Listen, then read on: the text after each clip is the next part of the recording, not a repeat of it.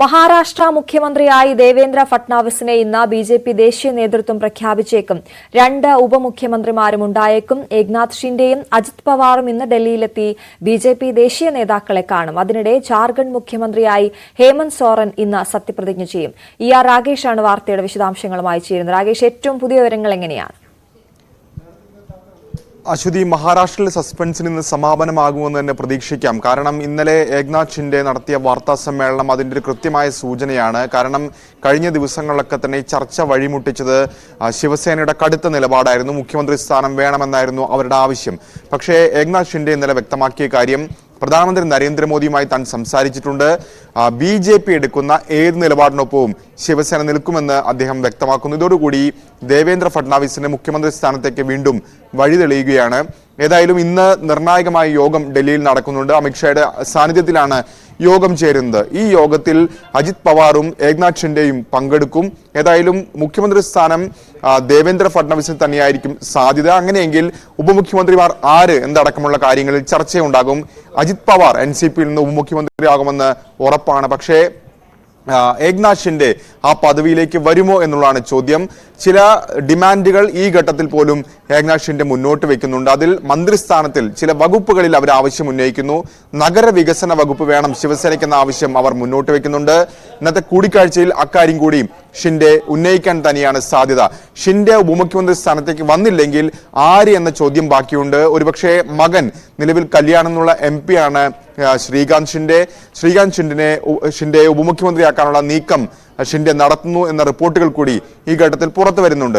ഏതായാലും നിർണായകമായ ചർച്ചകൾ 6 മണിക്കാണ്. അജിത് പവാർ ഇതിനോടകം തന്നെ ഡൽഹിയിലെത്തി. ഷിൻഡെയും ഫട്നാവിസും 4 മണിയോടുകൂടി ഡൽഹിയിലെത്തിയേക്കും. അതേസമയം വിനോദ് താവ്ഡെ, BJPയുടെ ദേശീയ ജനറൽ സെക്രട്ടറിയാണ്.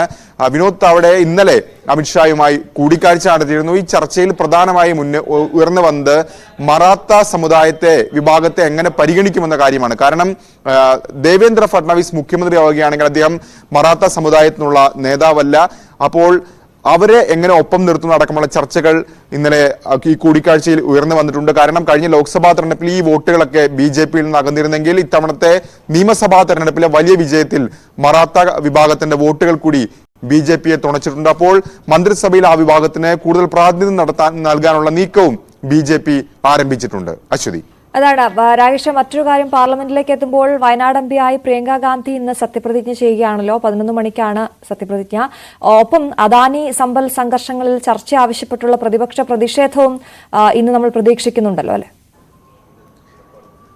അതെ ശ്രുതി, കഴിഞ്ഞ ദിവസത്തിന് സമാനമായിരിക്കും ഇന്നത്തെ സാഹചര്യം എന്ന കാര്യത്തിൽ തർക്കമില്ല. കാരണം അദാനി വിഷയം, സമ്പൽ സംഘർഷം, മണിപ്പൂർ കലാപം, ഈ 3 വിഷയങ്ങളിൽ കഴിഞ്ഞ ദിവസങ്ങളിലൊക്കെ തന്നെ അടിയന്തര പ്രമേയത്തിന് നോട്ടീസ് നൽകിയിരുന്നു. ഇന്നും സമാനമായ രീതിയിൽ നോട്ടീസ് നൽകിയിട്ടുണ്ട്. ഈ വിഷയത്തിൽ ചർച്ച വേണം എന്നൊരു ആവശ്യം പ്രതിപക്ഷത്തിനുണ്ട്. പ്രധാനമന്ത്രി മറുപടി പറയണം എന്നൊരു ആവശ്യം കൂടി അവർ മുന്നോട്ട് വെക്കുന്നു. പക്ഷേ സ്പീക്കർ അതിന് അനുമതി നൽകാനുള്ള സാധ്യതയില്ല. അങ്ങനെയെങ്കിൽ ഇന്ന് സഭ കഴിഞ്ഞ ദിവസത്തിലെ പോലെ തന്നെ പ്രക്ഷുബ്ധമാകുമെന്ന കാര്യത്തിൽ സംശയമില്ല. ഏതായാലും ഇന്ന് ലോക്സഭ സമ്മേളിച്ചാൽ ആദ്യത്തെ നടപടി പുതിയ അംഗങ്ങളുടെ സത്യപ്രതിജ്ഞയായിരിക്കും. 2 പേർ സത്യപ്രതിജ്ഞ ചെയ്യുന്നു. അതിലൊന്ന് കേരളത്തിൽ നിന്ന്, വയനാട്ടിൽ നിന്ന് പ്രിയങ്ക ഗാന്ധിയാണ്.